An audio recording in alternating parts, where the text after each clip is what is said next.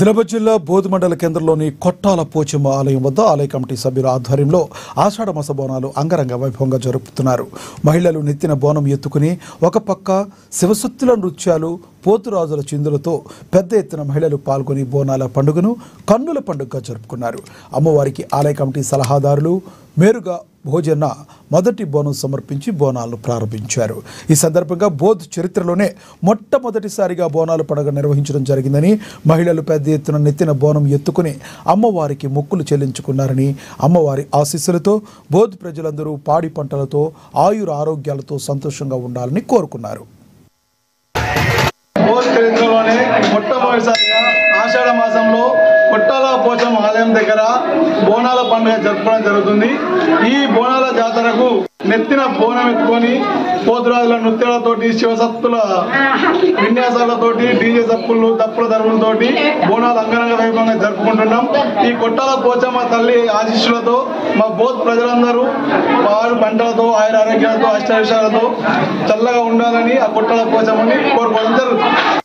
కొట్టాల పోచమ్మ ఊరంతా చల్లగా ఉండాలా, పిల్ల పాపలు పెద్దలు చిన్నలు సక్రమంగా సంతోషంగా జరపాలా, గుసలాటలు గుట్లాటలు ఉండట్టు శుభ్రం సంతోషంతో గమ్మతోని చెయ్యాల. ఈ పండుగ ఎట్లా అంటే అమ్మ ఏడాది కోరినం శాంతితో చెయ్యాల, సంతోషంగా చెయ్యాల. మేకపోతులు, గొర్రెపోతులు, కోష్టలు, బోనాలు, గారెలు, అప్పాలు, నైత్యము చక్కగా సంతానంగా మంచితనంతో చెయ్యాలి. అందరినీ మంచిగా చూస్తుంది తగిన.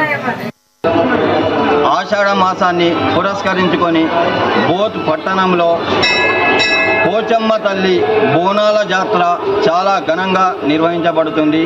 డప్పు చప్పుల మధ్య, డీజే మూతల మధ్య, దేవతల మధ్య, పోతురాజుల కళా నృత్యాల మధ్య భక్తజనం అత్యధిక సంఖ్యలో హాజరై ఈ కార్యక్రమాన్ని విజయవంతం చేశారు. ఈ కొట్టాల పోచమ్మ దేవస్థానం యొక్క చరిత్ర తెలుసుకున్నట్లయితే ఇది చాలా పురాతనమైనటువంటిది. ఇక్కడ గత సంవత్సరం లోపల కొట్టాల పోచమ్మ దేవస్థానం నూతనంగా నిర్మించబడ్డది. యజ్ఞ యాగాలు ఎన్నో పండితుల చేత వేద మంత్రోచ్చారణలతో, హోమ యజ్ఞాదులతో ఇక్కడ అమ్మవారి విగ్రహ పునఃప్రతిష్ఠ అనేటువంటిది జరపడం జరిగింది.